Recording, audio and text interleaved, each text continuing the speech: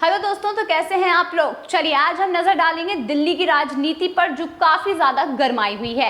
यानी कि ये तो सभी को पता है कि अब अरविंद केजरीवाल गिरफ्तार हो चुके हैं, तो इसके बाद जो हंगामा मचा हुआ है दिल्ली में वो देखने लायक है। क्या आप ऐसा समझ सकते हैं कि केजरीवाल को गिरफ्तारी जो उनकी की गई है वो सही है या फिर गलत? आपके हिसाब से आपको क्या लगता है कि केजरीवाल को गिरफ्तार नहीं होना चाहिए था? ये सिर्फ एक ईडी की चाल है या फिर ये विपक्षी पार्टी इलेक्शन को देखते हुए सब कुछ कर रही है? यहाँ पर ये बताना तो अभी मुश्किल है कि केजरीवाल की गिरफ्तारी सही है या फिर गलत, क्योंकि ये पूरा जब जिस तरीके से पूरी जांच हो जाएगी उसके बाद ही ये साफ हो पाएगा कि केजरीवाल की गिरफ्तारी यहाँ पर गलत थी या फिर सही।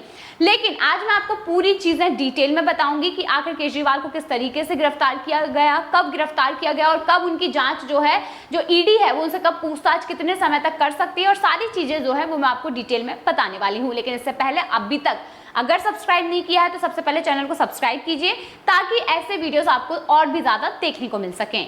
ईडी की टीम गुरुवार शाम 7 बजे केजरीवाल के घर पहुंची। टीम के पास सर्च वारंट था। जांच एजेंसी ने 2 सीएम हाउस की तलाशी ली, फिर करीब 2 घंटे दिल्ली के सीएम से पूछताछ की और उसके बाद रात 9 बजे ईडी ने अरविंद केजरीवाल को गिरफ्तार कर लिया। दिल्ली शराब केस में प्रवर्तन निर्देशालय ने सीएम अरविंद केजरीवाल यानी कि जो सीएम है उनको 21 मार्च गुरुवार को गिरफ्तार कर लिया है। और बता देते हैं कि कल ही दिल्ली हाई कोर्ट ने केजरीवाल को गिरफ्तारी को लेकर प्रोटेक्शन देने से साफ तौर पर इनकार कर दिया था, जिसके बाद ईडी की टीम गुरुवार शाम 7 बजे केजरीवाल के घर पहुंच गई। और यहां पर आपको बता देते हैं कि टीम के पास सर्च वारंट भी था और एजेंसी ने सीएम हाउस की तलाशी ली और फिर करीब 2 घंटे केजरीवाल से लगातार पूछताछ की। इसके बाद रात 9 बजे ईडी ने अरविंद केजरीवाल को फाइनली गिरफ्तार कर लिया। आपको बताते हैं कि इसी केस में मनीष सिसोदिया 13 महीने से और आम आदमी पार्टी नेता संजय सिंह 6 महीने से तिहाड़ जेल में गिरफ्तार हो चुके हैं। अब यहाँ पर कुछ ऐसे सवाल खड़े हो रहे हैं जिनकी वजह से लोगों के दिमागों में एक के बाद एक सवाल आते जा रहे हैं कि आखिर क्यों, जैसे कि जो शराब पॉलिसी केस है वो क्या है जिसकी वजह से इतनी बड़ी मुश्किलें आ चुकी हैं। अरविंद केजरीवाल की याचिका पर आज सुनवाई होगी और सुप्रीम कोर्ट में सुनवाई शराब पॉलिसी केस में जरूर होने वाली है। अरविंद केजरीवाल की याचिका पर क्या आज ही सुनवाई होगी और सुप्रीम कोर्ट में सुनवाई? क्या जेल से सरकार चला पाएंगे केजरीवाल? क्या कहता है जेल मैनुअल? ये सारे सवाल यहाँ पर खड़े होने लगे हैं। मतलब सबसे बड़ा सवाल जो है वो यही है कि क्या अब आम आदमी पार्टी सरकार जो है वो जेल से चल पाएगी? यहाँ पर जो जेल मैनुअल है उसके तौर तरीकों के हिसाब से क्या आम आदमी पार्टी अपनी बात मनवा सकती है?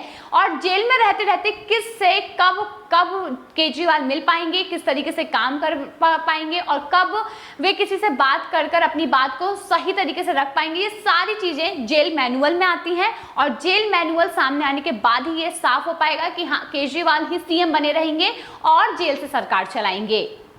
इसके साथ ही सीएम केजरीवाल को ईडी हेडक्वार्टर ले जाया गया, जहां पर राम मनोहर लोहिया अस्पताल में डॉक्टरों की टीम उनका मेडिकल टेस्ट करने वाली है। मेडिकल टेस्ट के बाद केजरीवाल को ईडी के लॉकअप में रखा गया है और शुक्रवार सुबह उन्हें कोर्ट में पेश किया जा रहा है। बता देते हैं कि इस बीच ईडी हेडक्वार्टर के बाहर सिक्योरिटी बढ़ा दी गई।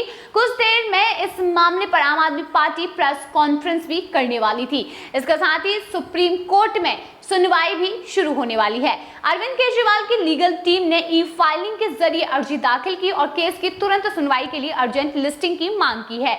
जानकारी के मुताबिक केजरीवाल की अर्जी पर तुरंत सुनवाई नहीं होगी। कल रात कोई भी बेंच नहीं बनाई गई थी, इसकी वजह से केजरीवाल की अर्जी पर शुक्रवार सुबह ही सुनवाई होने वाली है। अब इस सब के बाद सबसे बड़ा सवाल यही खड़ा हो रहा है कि क्या गिरफ्तारी के बाद भी केजरीवाल ही बने रहेंगे दिल्ली के सीएम? जी हाँ, आम आदमी पार्टी की नेता और मंत्री अतिशी ने यहाँ पर कहा था कि अरविंद केजरीवाल गिरफ्तार होने के बाद भी सीएम बने रहेंगे। गिरफ्तारी को राजनीतिक साजिश बताते हुए अतिशी ने कहा था 2 साल में वे 1 रुपया भी बरामद नहीं कर पाए हैं, जबकि इस मामले में 500 से अधिक अधिकारी शामिल थे।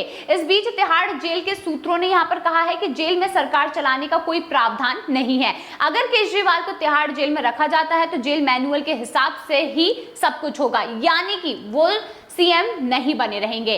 खबर आ रही है कि ईडी ने अरविंद केजरीवाल जी को अरेस्ट कर लिया है।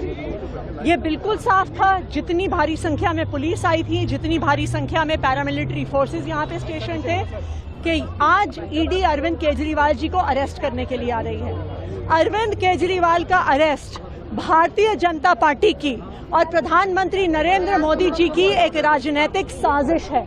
प्रधानमंत्री नरेंद्र मोदी जी को अगर किसी एक नेता से डर लगता है तो वो नेता अरविंद केजरीवाल है।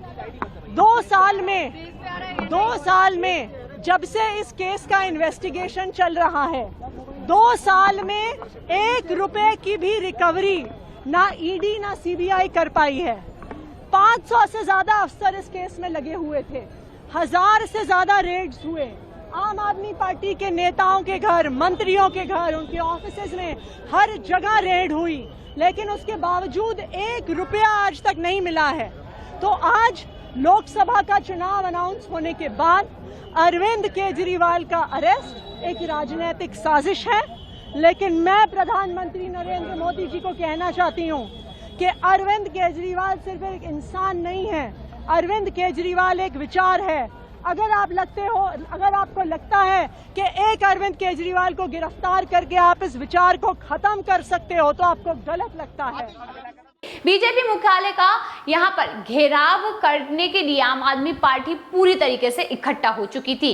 बता दें, गोपाल राय अरविंद केजरीवाल की गिरफ्तारी के बाद आम आदमी पार्टी ने देर रात प्रेस कॉन्फ्रेंस की थी और आम आदमी पार्टी नेता गोपाल राय ने कहा था कि यह दिल्ली के सीएम की नहीं बल्कि दिल्ली के 2 करोड़ जनता की गिरफ्तारी है। यह लोकतंत्र की हत्या है। दिल्ली की जनता लड़ेगी और जीतेगी। केजरीवाल की गिरफ्तारी के खिलाफ आम आदमी पार्टी शुक्रवार सुबह बीजेपी मुख्यालय का घेराव करेगी। बीजेपी अगर ये सोचती है कि अरविंद केजरीवाल को अरेस्ट करके वे आम आदमी पार्टी को खत्म कर देंगे तो विपक्ष को डरा देंगे, तो ये उनकी गलतफहमी है। वहीं इसके खिलाफ देश लड़ाई लड़ेगा और हमने पार्टी के वरिष्ठ नेता की बैठक बुलाई है, जिसके बाद हम आगे की रणनीति तय करने वाले हैं। वहीं इतना ही नहीं, आतिशी ने भी यहाँ पर अपने कुछ बयान दिए। आतिशी बोली कि उम्मीद है कि लोकतंत्र की रक्षा करेगी सुप्रीम कोर्ट। दिल्ली सरकार में मंत्री आतिशी ने कहा था कि हमने दिल्ली के सीएम अरविंद केजरीवाल की अवैध गिरफ्तारी के खिलाफ सुप्रीम कोर्ट में अर्जी डाली है। वहीं सुबह सुप्रीम कोर्ट में इसका जिक्र किया जाएगा और हमें उम्मीद है कि सुप्रीम कोर्ट लोकतंत्र की रक्षा जरूर करेगी।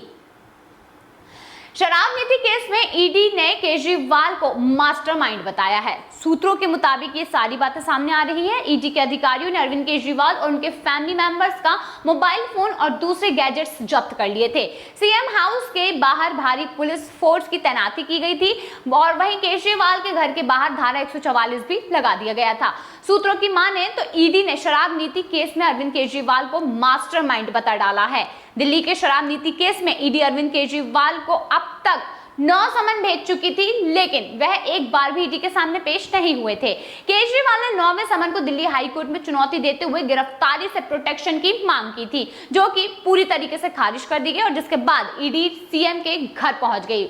और बता देते हैं कि इससे पहले केजरीवाल ने कोर्ट से ये कहा था कि वे प्रवर्तन निर्देशालय के सामने पेश होने के लिए तैयार हैं, लेकिन उन्हें भरोसा दिया जाए कि जांच एजेंसी उन्हें गिरफ्तार नहीं करेगी। इस मामले में दिल्ली हाई कोर्ट ने ईडी को जवाब देने और नई अंतरिम याचिका दायर करने के लिए भी कहा है। बता दें कि 22 अप्रैल को इस केस की अगली सुनवाई होने वाली है। अब हम एक झलक डालेंगे केजरीवाल को कब कब जारी हुआ था समन, इस पर आखिर उन्हें कब कब समन जारी हुआ और उन्होंने कितनी बार इससे मना किया है। शराब नीति केस में ईडी ने अरविंद केजरीवाल को इस साल 17 मार्च को 9वां समन भेजा था। उससे पहले दिल्ली के सीएम को 27 फरवरी को 8वां, 26 फरवरी को 7वां, 22 फरवरी को 6वां, 2 फरवरी को 5वां, 17 जनवरी को 4था, 3 जनवरी को 3रा समन जारी किया गया था। वहीं 2023 में 21 दिसंबर को 2रा और 2 नवंबर को पहला समन उन्हें जारी किया गया था। हालांकि अरविंद केजरीवाल ने सारे 9 समन को खारिज कर दिया था और उन्होंने ईडी के सामने पेश होने से इनकार कर दिया था। बता देते हैं कि केजरीवाल पर जो आरोप लगा है, दिल्ली शराब नीति घोटाला केस में प्रवर्तन निर्देशालय की टीम केसीआर की बेटी के कविता को हिरासत में लेकर लगातार पूछताछ कर रही है और ईडी की टीम ने यह बयान जारी किया है कि इसमें एजेंसी ने शराब नीति घोटाला केस में गिरफ्तार के कविता के साथ अरविंद केजरीवाल का भी नाम शामिल था। तो ये आरोप साफ तौर पर यहाँ पर सामने आ रहा है। प्रवर्तन निर्देशालय की टीम ने दावा किया है कि के कविता ने अरविंद केजरीवाल, मनीष सिसोदिया के साथ मिलकर शराब नीति में बदलाव करवाए थे। शराब नीति केस में अब तक कौन कौन गिरफ्तार हो चुका है, ये तो आप सभी जानते हैं। दिल्ली की शराब नीति केस में अब तक पूर्व डिप्टी सीएम मनीष सिसोदिया, कारोबारी विजय नायर, अभिषेक बोइनपल्ली और आम आदमी पार्टी के राज्यसभा सांसद संजय सिंह अरेस्ट हो चुके हैं। इस केस में मनीष सिसोदिया को 26 फरवरी 2023 को लंबी पूछताछ के बाद गिरफ्तार किया गया था। तब से वह तिहाड़ जेल में है और शराब नीति घोटाले में संजय सिंह का नाम पहली बार दिसंबर 2022 में सामने आया था। तब ईडी ने चार्जशीट में कारोबारी दिनेश अरोड़ा के बयान के हिस्से के रूप में आप नेता के नाम का उल्लेख किया गया था। दिल्ली शराब नीति घोटाला केस में प्रवर्तन निर्देशालय की टीम ने बीआरएस नेता और केसीआर की बेटी के कविता को हिरासत में ले रखा है। हालांकि अब ये जो पूरा मामला था ये साफ हो चुका है कि यहाँ पर मनी लॉन्ड्रिंग के मामले में अब अरविंद केजरीवाल को गिरफ्तार कर लिया गया है और शराब नीति घोटाला मामला भी यहाँ पर देखा जा रहा है। लेकिन आपको बता देते हैं कि अरविंद केजरीवाल की गिरफ्तारी के बाद से ही यहाँ पर आम आदमी पार्टी के बड़े दिग्गज नेता प्रदर्शन करने के लिए सड़कों पर उतरे तो उन्हें पुलिस ने गिरफ्तार कर लिया। जी हाँ, ये बड़ी खबर सामने आ रही है। यहाँ पर अतिशी को गिरफ्तार कर लिया गया है। इनके साथ ही सौरभ भारद्वाज को भी पुलिस ने गिरफ्तार कर लिया है। आप देख सकते हैं किस तरीके से यहाँ पर गिरफ्तारी का दौर जारी है और आम आदमी पार्टी को पूरी तरीके से यहाँ पर गिरफ्त में लिया जा रहा है। अब यहाँ पर आपको क्या लगता है कि जिस तरीके से अब आम आदमी पार्टी है वो एक तरीके से एक झांसे में फंसती हुई नजर आ रही है, क्योंकि अब अरविंद केजरीवाल गिरफ्तार हो चुके हैं, अतिशी गिरफ्तार हो चुकी हैं, सौरभ भारद्वाज भी गिरफ्तार हो चुके हैं, इसके साथ ही और भी अन्य लोग हैं जो गिरफ्तार हो चुके हैं। तो क्या अब आम आदमी पार्टी खत्म हो जाएगी या फिर आम आदमी पार्टी जेल से ही चलेगी? यानी कि अगर जेल मैनुअल मान जाता है तो उस हिसाब से सीएम अरविंद केजरीवाल जेल से भी अपनी सरकार को ठीक तरीके से चला सकते हैं। हालांकि आपको क्या लगता है यहाँ पर ईडी ने जो काम किया है यानी कि केजरीवाल की गिरफ्तारी सही है या फिर गलत, वो आप मेरे साथ जरूर शेयर कीजिएगा और ऐसे ही वीडियो के लिए सब्सक्राइब जरूर कीजिए और वीडियो पसंद आया हो तो लाइक जरूर कीजिए।